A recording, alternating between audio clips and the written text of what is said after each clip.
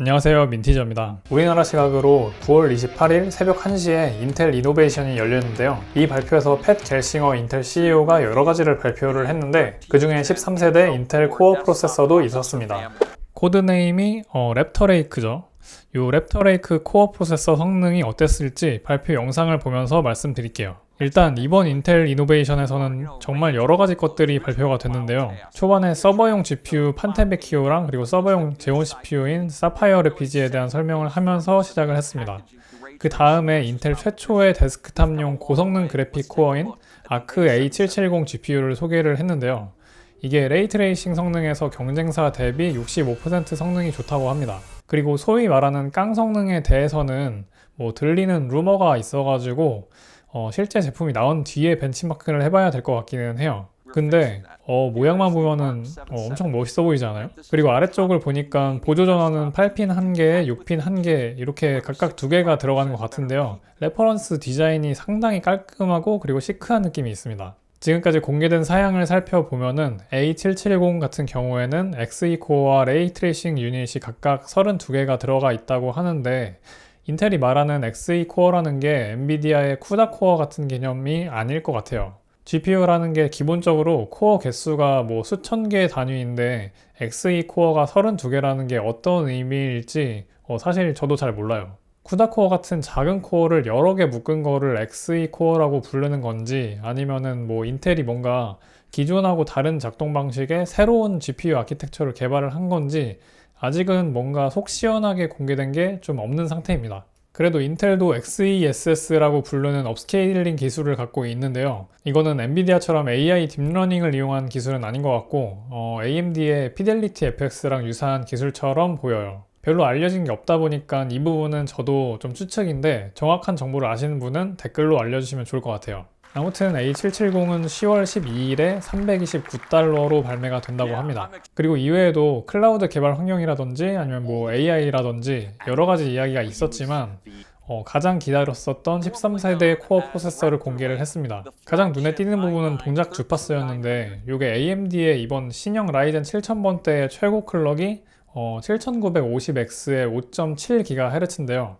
이거를 쬐끔이라도 넘기려고 하는 듯이 13900K의 최고 클럭은 5.8GHz로 발표가 됐습니다. 물론 이게 모든 코어가 이 부스트 클럭으로 동작을 한다는 건 아니고요. 아마 한두 개의 코어의 최고 동작 속도겠지만 이 정도 그래도 동작 속도를 보여준다는 거는 정말 놀라운 것 같습니다. 이번 13세대는 싱글 스레드 성능이 기존 대비 15% 상승했다고 얘기를 했는데요. 그 성능 향상을 가져온 요소로 클럭 상승이 제일 컸고 그 다음이 이제 늘어난 캐시 메모리 용량이었는데요. 가장 많이 변화했던 게 L2 캐시의 용량인데 이게 12900K에서는 14MB였지만 13900K에서는 32MB로 2배 이상이 증가했습니다. 그리고 L3 캐시도 기존 30MB에서 36MB로 늘어나긴 했는데 그것보다 L2 캐시가 이렇게 많이 증가하는 건 진짜 보기 드문 일이거든요. 이 L2 캐시라는 거는 속도도 L3 캐시에 비해서 훨씬 더 빠른 메모리라 가지고 이게 L1 캐시 제외하고는 가장 CPU 성능을 손쉽게 올릴 수 있는 방법이기도 합니다. 경쟁 제품 견제를 확실하게 하겠다는 생각이 드는 것 같아요. 그리고 여기에 기존 12900K에서는 P코어 8개 그리고 E코어 8개로 총 16코어 24스레드를 가졌었지만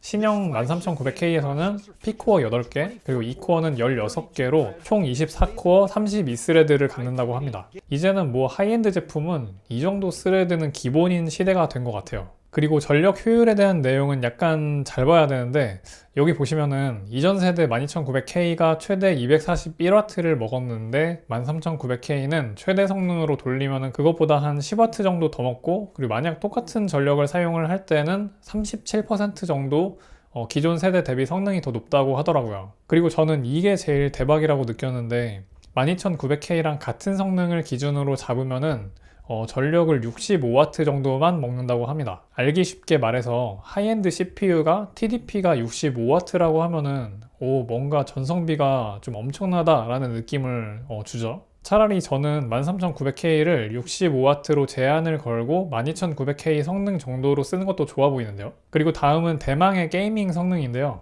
여기에 짧은 막대기가 떠 있는 게 있죠. 이게 뭐냐면은 AMD 라이젠 7 5800X3D입니다. 이게 와, 진짜 이거는 혼자서 그냥 천상계에 있어요. 근데 그럼에도 13900K가 많이 앞서는 것도 있다는 거죠. 여기서 빨간 막대가 5950X고, 그리고 이 제품 수치를 1로 봤을 때 13900K는 최소 6%부터 최대 58%까지 여러 게임에서 성능이 좋다라는 건데, 당연히 여기 있는 게임들은 뭐 제일 유리한 게임 위주로 골라 놓은 거고요. 이것도 마찬가지로 실 제품이 나와 봐야 알겠지만, 그래도 인텔 쪽은 라인업별로 게임 성능에도 차이가 있는 것 같아요. 왜냐면은 AMD의 발표에서는 7600X랑 12900K랑 비교를 했었고, 그리고 7950X는 게임 비교에 거의 안 넣었거든요. 그거를 보고 저는 혹시 7600X랑 7950X 간의 게이밍 성능의 차이가 많이 안 나가지고 이렇게 넣었나 싶었는데 실제로 그랬거든요. 근데 인텔은 이렇게 13900K를 제일 전면에 넣어둔 걸 보니까 이게 확실한 대장이구나 하는 생각인 거죠. 그런데 이 그래프를 보면은 이건 또 뭐야 싶은 생각이 들기도 해요. 이거는 12900K랑 13900K 간의 총 32가지 게이밍 성능을 비교를 한 건데요. 12900K를 성능을 1로 놨을 때 13900K 쪽이 대부분 성능이 더 높은 거는 맞는데, 성능 향상폭이 제일 높은 게 한 20% 정도? 그리고 5개 빼고는 대부분 10% 아래 수준이에요. 그리고 뒤쪽 게임에 제일 안 좋은 거 10개 중에서 오히려 12900K보다 더 낮은 성능도 2개 정도 있는 것 같고, 그리고 성능 향상폭이 5%도 안 되는 것들도 꽤 많아요. 그러면은 아까 봤던 이 그래프는 좀 뭐지 싶은 생각이 들면서 확실히 실 제품이 나와가지고 벤치를 해봐야 알겠구나 라는 생각이 듭니다. 그래도 확실한 거는 클럭이랑 캐시 용량이 늘어난 게 있어가지고 성능이 확실히 좋아지긴 했을 거예요. 그리고 이번에는 인텔 스스로도 반도체 제조 분야에서 예전 같은 파워가 없다는 것에 대해서 의식을 했는지 이제 발표 중간에 무어의 법칙은 아직 안 죽었고, 그리고 다음 3가지 요소를 통해서 무어의 법칙을 이어나가겠다 라고 말을 했습니다. 그게 첫 번째로는 리본 팻, 그리고 두 번째로는 하이 NA EUV, 그리고 세 번째로는 파워 BI인데요. 이 중에서 리본 팻이 뭐냐면은 게이트 올 어라운드라는 거 들어보셨죠? 이거를 인텔에서는 리본 팻이라고 불러요. 그러니까 앞으로 게이트 올 어라운드로 모스펫을 만들겠다 라고 하는 거예요. 이게 게이트 올 어라운드 관련해 가지고는 제가 예전에 영상을 만든 적이 있어요. 이 관심 있으시면은 이쪽 오른쪽 위 카드를 눌러서 보시면 되고요.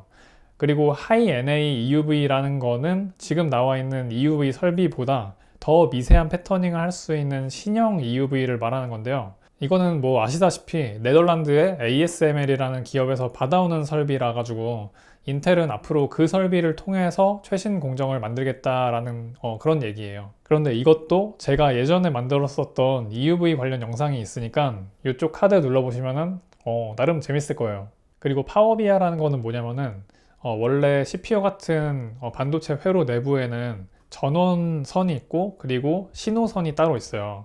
그런데 지금까지는 얘네들이 같은 층에 같이 배열이 되어 있었는데, 앞으로는 전원선은 따로 밑으로 쭉 내리고, 그리고 신호선은 따로 위에만 모아가지고 이렇게 만들겠다는 얘기예요.